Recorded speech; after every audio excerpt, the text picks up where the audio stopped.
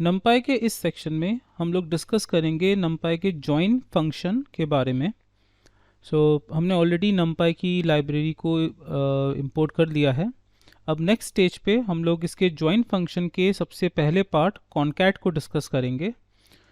इसके लिए हमें दो एरेज़ की ज़रूरत पड़ेगी। हमने बनाया array 1 equals to arr1 equals to np array np dot array और हमने इस एक वैल्यू ले ली 1 2 3 4 5 arr2 np डॉट array, इसमें हमने ले लिया 6 7 8 9 and 10।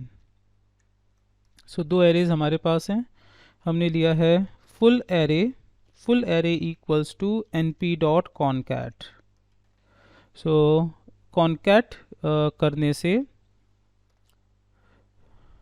That is concat means concatenate करने से हमें दोनों एरेज की ज्वाइनिंग मिलेगी। अब हमें यहाँ पे मेंशन करना होगा first array name that is arr1, एक लिस्ट हमें शो करनी होगी जो कि ब्रैकेट्स में आएगा। अंदर एक सेट देना होगा। पहला सेट है हमारे पास arr1 और सेकंड सेट है arr2। कॉनकैट को एक सेट भेजा गया, कलेक्शन एरेज का एक कलेक्शन, जिसे कॉन्कैटिनेट फंक्शन मर्ज करके एक फाइनल आउटपुट फुल एरे में ट्रांसफ़र कर देगा। और फिर हम यहाँ पर कहेंगे प्रिंट आवर फुल एरे। चलिए रन करते हैं इसे। इस तरह से कंप्लीट एरे जनरेट हुआ जहाँ पे दोनों इंडिविजुअल एरेज को कॉन्कैट कर दिया गया और इसमें किसी भी तरह की पॉइंटिंग नहीं है, मींस एक नया एरे बना है फुल एरे।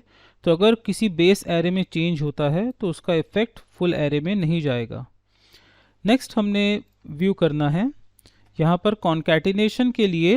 अब नेक्स्ट आता है एक्सेस का रोल। फॉर एग्जांपल अगर हम यहाँ पे लिखते हैं सेम एरेज के लिए full joining, again full array को कॉन्कैट करें जिसमें सेट हमने प्रोवाइड करवा दिया जो भी हमारे पास नंबर ऑफ एरेज हैं। और ये रिक्वायर्ड नहीं कि दो ही एरे हों, 2 3 4 जितने एरेज आप कॉन्कैट करना चाहते हो वन आफ्टर अनदर आप कॉमा सेपरेटर देकर यहाँ पे एरेज का नेम मेंशन कर सकते हैं। एक से ज़्यादा कितने भी एरेज आप दे सकते हैं, कोई भी लिमिट नहीं है यहाँ पर।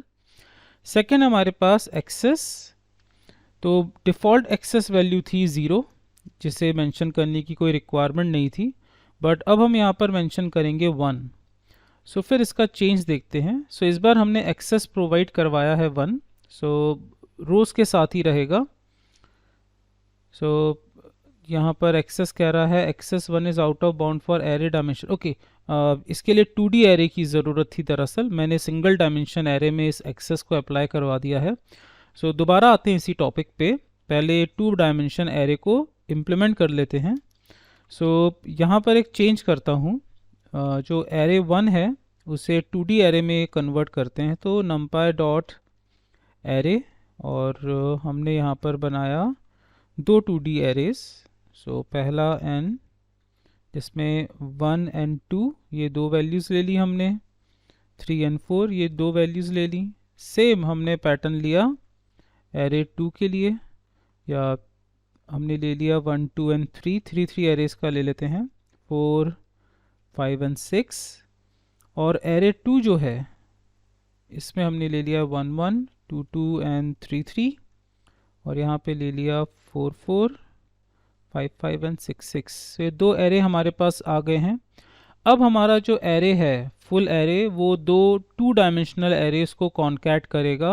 अभी फ़िलहाल मैं एक्सेस 0 रख रहा हूँ जो डिफ़ॉल्ट होता है, तो ऐसे में ना भी लिखें तो भी चलेगा, बट कंटिन्यू करते हैं विद एक्सेस 0 ताकि इसका आप चेंज ओवर देख सकें। अभी हुआ फर्स्ट एरे, पहला row, second row, third row, fourth row as it is merge हो गया। अब हम करते हैं सेम कॉपी कर लेते हैं और नेक्स्ट कोड में प्लेस करते हैं विद एक्सेस 1 और एग्जीक्यूट करते हैं। चेंज आपके सामने अवेलेबल है।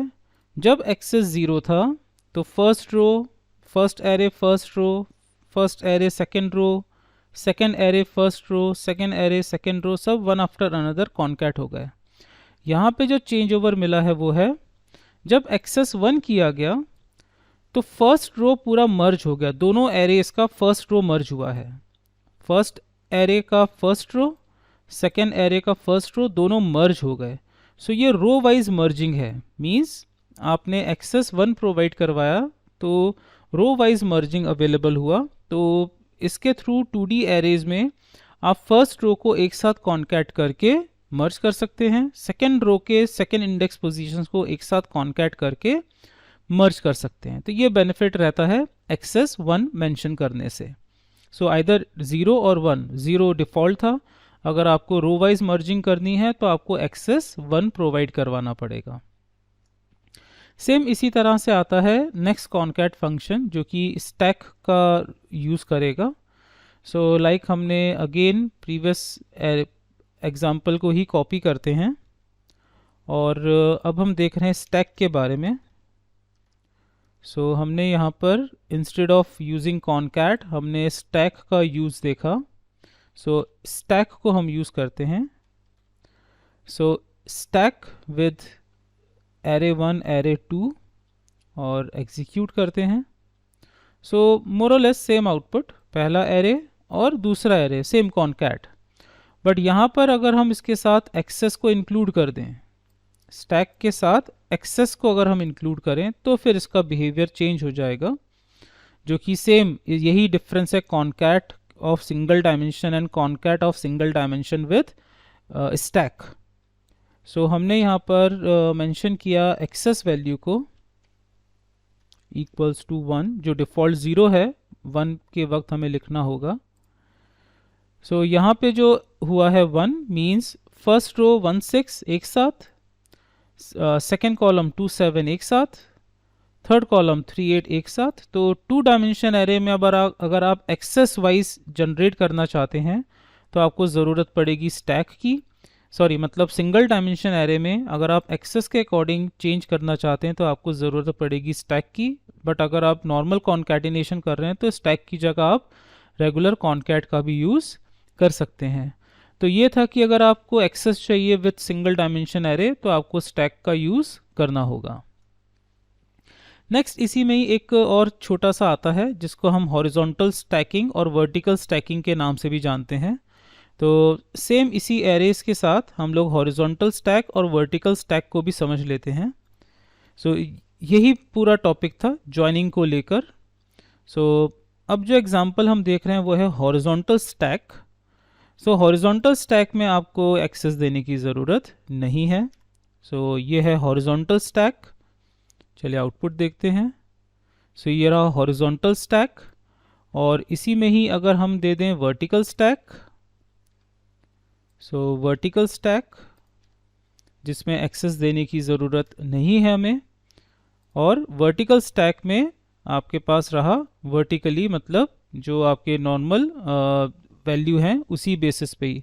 सो हॉरिजॉन्टल स्टैक ज़्यादा मुझे इफेक्टिव लगा, जो कि दोनों एरेस को टोटली मर्ज करके एक सिंगल डायमेंशन एरे में कन्वर्ट कर रहा था, जबकि वर्टिकल स्टैक ने दोनों के इंडिविजुअल स्टैकिंग को मर्ज किया है। तो पहला एरे और रेगुलर एरे, मतलब नॉर्मल स्टैक ही रहा, इसमें कोई ज़्यादा इफेक्ट नहीं रहा, बट हॉरिजॉन्टल स्टैक काफ़ी इफेक्टिव रोल प्ले कर रहा है। सो इस तरह से यहाँ पर हमें मिलता है ये जॉइनिंग के तरीके। देन एक और स्टैक का ही पैटर्न है जिसको डेप्थ स्टैक कहा जाता है। सो सेम पैटर्न ही है। सो हमने यहाँ पे यूज़ किया डेप्थ स्टैक का, जो कि हाइट वाइज अरेंज करता है। यहाँ पे डेप्थ का मतलब है हाइट। सो पहला एरे सेकेंड एरे और उसे मर्ज कर रहा है, जो कॉन्कैट कर रहा है वो है डेप्थ स्टैक। चलिए इसका आउटपुट भी जज करते हैं। सो यहाँ पे रहा डेप्थ स्टैक, जो कि कई हद तक आपको प्रोवाइड करवा रहा है 3 डायमेंशन एरे। यहाँ पर ये नोटिस करिएगा, पहले भी हमने रन किया था, जो कि पहले लगा था ये आउटपुट कुछ ना कुछ आपके किसके जैसा है, एक्सेस 1 की तरह, स्टैक विद एक्सेस 1। बट ये राउंड जो स्क्वायर ब्रैकेट्स हैं सब स्क्रिप्ट ब्लॉक, वो यहाँ पे एक एक्स्ट्रा है। और ये एक्स्ट्रा कब जनरेट होता है, जब वो मल्टी डायमेंशनल एरे बनाता है। तो बेसिकली एक ही एरे है पूरा, जो कि और आउटर एरे के अंदर आया है, लेकिन यहाँ पर वैल्यूज़ जो हैं वो कॉलम वाइज, मतलब 1 1 एक साथ जनरेट हुआ, इंडेक्स कॉलम्स एक साथ मर्ज हुए हैं। सो ये आई थिंक बेटर रिस्पॉन्स देगा जब हम मल्टी डायमेंशनल एरेज के अंदर पुटअप करेंगे। फॉर एग्जांपल हमने यहीं पर एक मल्टी डायमेंशन एरे भी बना दिया है, और इसके थ्रू देखते हैं कि इसमें क्या रोल प्ले करता है multi stacking. So I think ये मल्टी डायमेंशनल पे ज़्यादा बेटर रिस्पॉन्स देगा। जज करते हैं इसको। सबसे बेस्ट तरीका होता है अप्लाई करके, थ्योरेटिकली डिस्कस करने की जगह सबसे बेस्ट रहता है कि हम इसको प्रैक्टिकली अप्लाई करके टेस्ट करें। सो ये 2 डायमेंशन एरेज हैं जिनको डेप्थ स्टैक के थ्रू हम मर्ज कर रहे हैं। तब देखते हैं इसका आउटपुट क्या है। काफ़ी टाइम ले रहा है। आई थिंक एक्सेप्शन जनरेट होगा। एग्जैक्टली वो फील्ड एलिमेंट 2D और 3D, सो गॉट 1 1, सो गॉट 11।